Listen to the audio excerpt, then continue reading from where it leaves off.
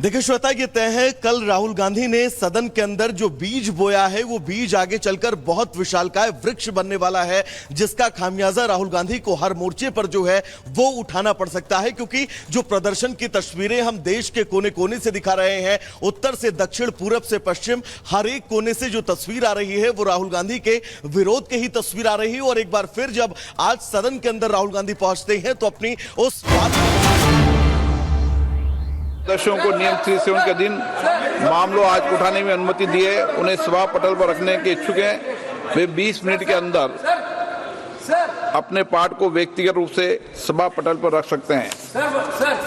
Item number 18, राष्ट्रपति के अभिभाषण पर धन्यवाद प्रस्ताव, श्री अखिलेश यादव जी।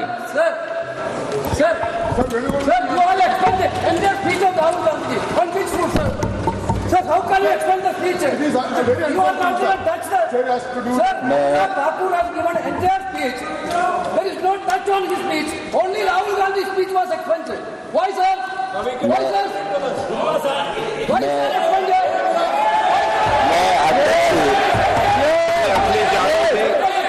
मैं अध्यक्ष जी का धन्यवाद देना चाहता हूँ।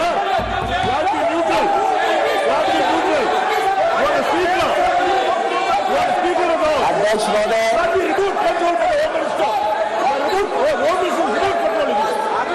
अध्यक्ष महोदय,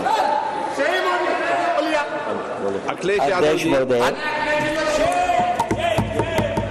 अध्यक्ष महोदय,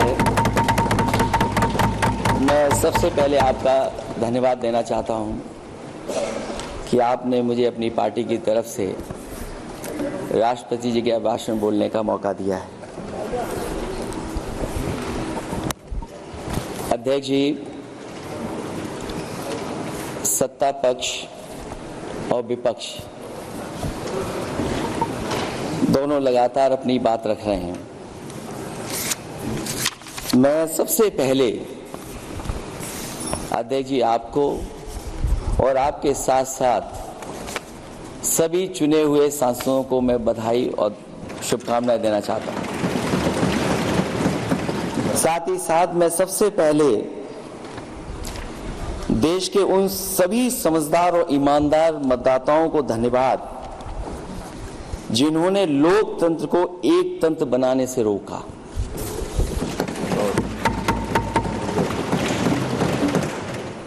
चुनाव के समय पर अध्यक्ष जी ऐसा कहा गया कि 400 पार।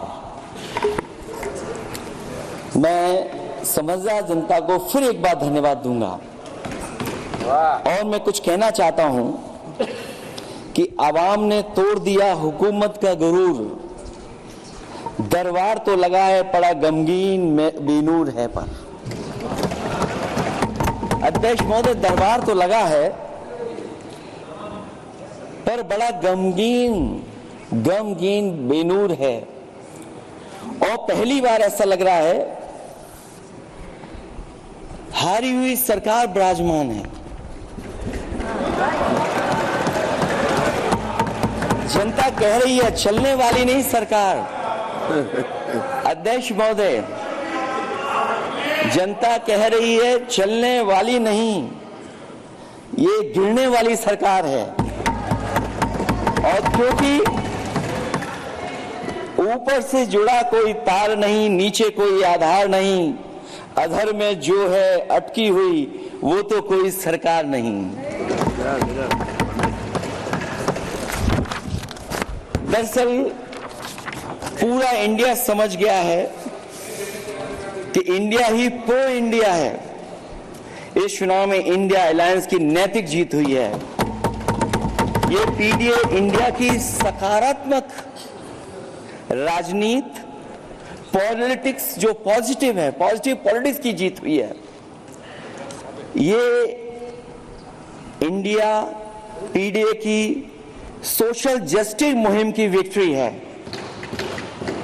2024 का परिणाम हम इंडिया वालों के लिए जिम्मेदारी से भरा पैगाम भी है। और अगर हम यूं कहें अध्यक्ष महोदय कि 15 अगस्त 1947 अगर औपनिवेशिक राजनीति से आजादी का दिन था तो 4 जून 2024 देश के लिए सांप्रदायिक राजनीति से आजादी का दिन रहा। ये सांप्रदायिक राजनीति के अंत और सांप्रदायिक राजनीति की शुरुआत है। जहां सांप्रदायिक राजनीति का अंत हुआ है, वहीं सामुदायिक राजनीति की शुरुआत हुई है। सबसे अच्छी बात हुई ये है कि इस चुनाव में सांप्रदायिक राजनीति की हमेशा के लिए हार हो गई है। अध्यक्ष महोदय, कहने को सरकार ये कहती है कि ये 5th लार्जेस्ट इकोनॉमी बन गई है और जीडीपी के मामले में 5th वर्ल्ड की इकोनॉमी बन गई है। लेकिन अध्यक्ष मोदी, ये सरकार क्यों छिपाती है कि अगर ये हमारी सबसे लार्जेस्ट इकोनॉमी, अगर हम 5वें नंबर पर हैं, तो हमारे देश की पर कैपिटा इनकम, प्रति व्यक्ति आय हमारे किस स्थान पर पहुंची है।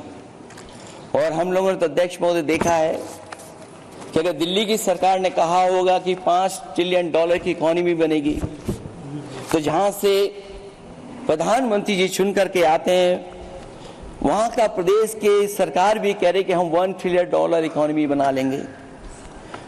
देश की इकोनॉमी कहां पहुंच गई, पर कैपिटा इनकम क्या है।